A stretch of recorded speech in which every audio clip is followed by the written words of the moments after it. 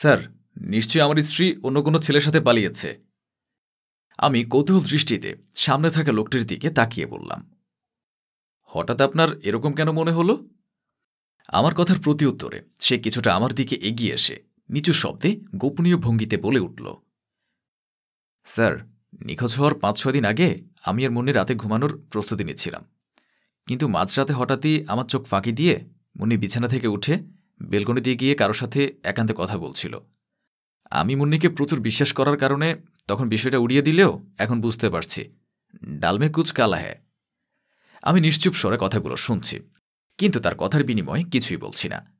পরক্ষণেই আবার সে বলা শুরু করল, এছাড়াও আমার স্ত্রী বিগত ১০-১৫ দিন যাবৎ আমার সাথে তেমন কোনো কথাও বলেনি, এমনকি কাছে টানলেও অনীহা প্রকাশ করে দূরে সরে যেত। তাছাড়া নিখোঁজ হওয়ার ২ দিন আগে আমি ওকে জোরপূর্বক কাছে টানার চেষ্টা করেছিলাম, কিন্তু ও সর্বশক্তি দিয়ে আমাকে দূরে সরিয়ে দিয়েছে। আমি ভেবেছিলাম হয়তো কোনো কারণে মুন্নি আমার সাথে রাগ করেছে, তাই হয়তো এমন করছে, কিন্তু না, আমার ধারণা ছিল পুরোপুরি মিথ্যা।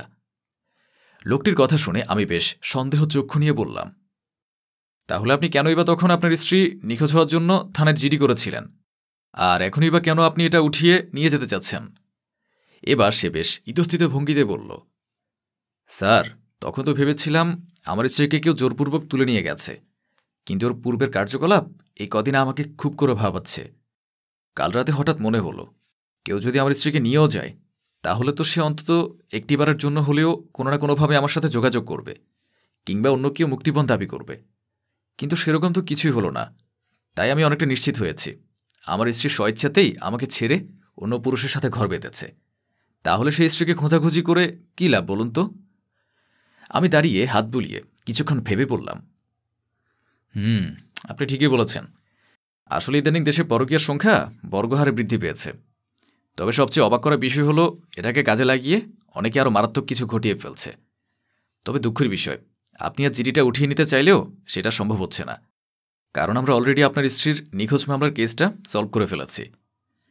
আমার কথায় তিনি কিছুটা হকচকিয়ে উঠে বললেন, কি বলছেন স্যার? তাহলে হয়তো আমার ধারণাটাই ঠিক ছিল, নিশ্চয়ই কোনো ছেলের সাথে পালিয়েছে, তাই না?